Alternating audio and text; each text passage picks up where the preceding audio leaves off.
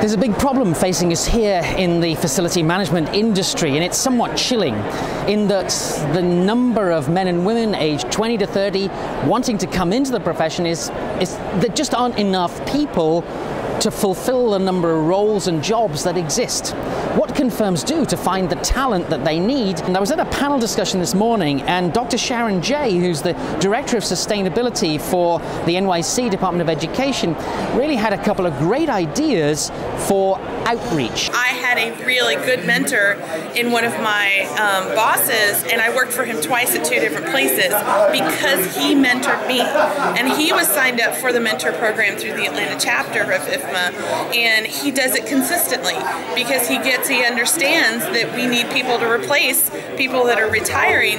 So getting into the mentorship program and going to the universities, and in the Atlanta chapter we had a brand new university this last year who just started an FM program, and they needed help. They needed people in the industry to come and talk to their classes about their experiences and that kind of thing. So getting into that mentoring of going into the class, talking to this room where we actually filled this classroom, that we had people standing in the back to come hear about the IFMA program, and more than half of them were construction management majors, and at least 2 of them the very next day changed over to the facility management, and they sent me a quick email going, because you guys came and talked, these kids, you know, transferred to this other program. I was like, oh my gosh, that's so cool. It gave me chills. Our words made that much of an impact. Robert Kleimenhagen, who's a strategic planning coordinator for the Pennsylvania Turnpike Corporation, thinks actually that we should be engaging with people who are even younger than the teenage school kids. One of the things that I've noticed so many times is that when we're dealing with individuals,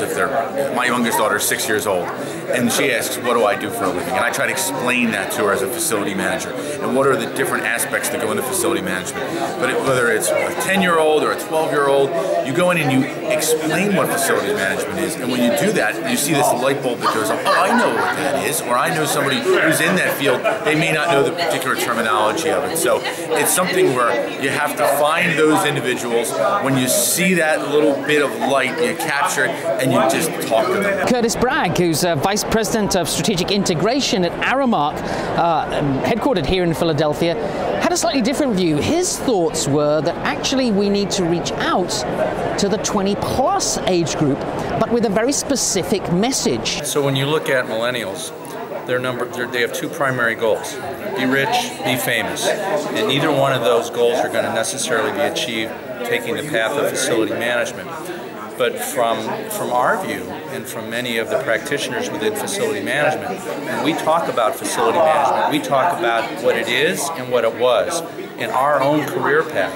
And if you look at millennials have coined this term of the 4-year career, right?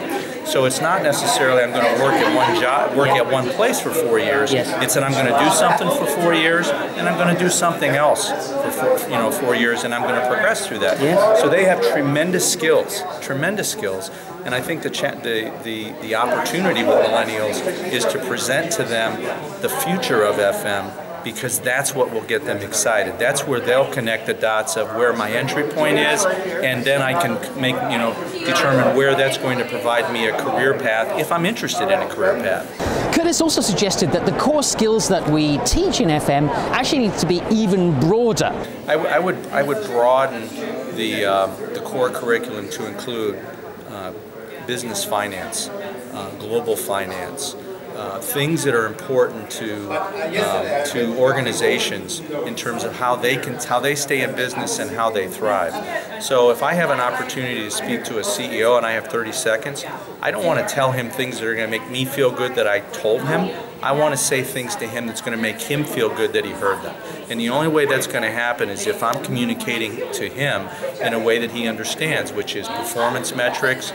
I've done some analytics on all the data I collected, and I'm able to communicate to him how I've made a difference, my organization has made a difference in his workplace in terms of adding to the accomplishment of the mission, whatever the mission may be. Also on the panel was Alita Jones, who's really International FM Student of the Year, a scholar in Canada, and as a mature student she had a few words of warning. What I'm finding is a lot of the entry-level jobs that I've been seeing on the job market are looking at a level of entry that's so low and so narrow that you're not really developing that breadth of skills that the older generation that's saying we need replacements is actually looking for.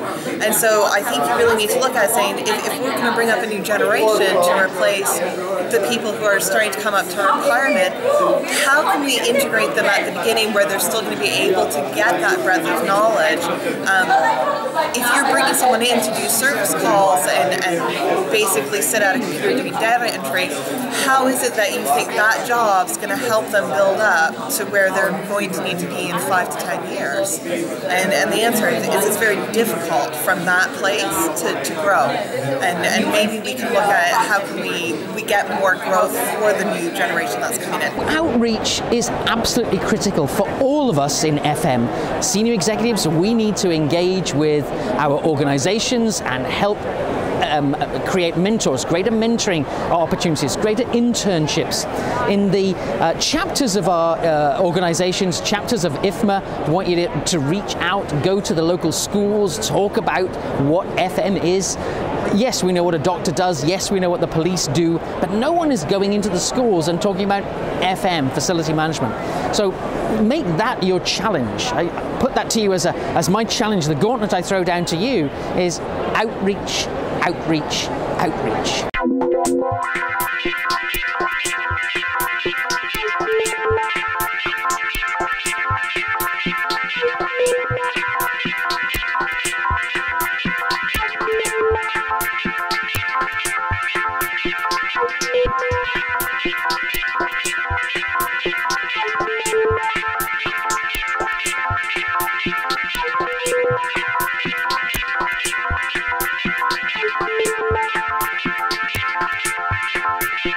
Thank you.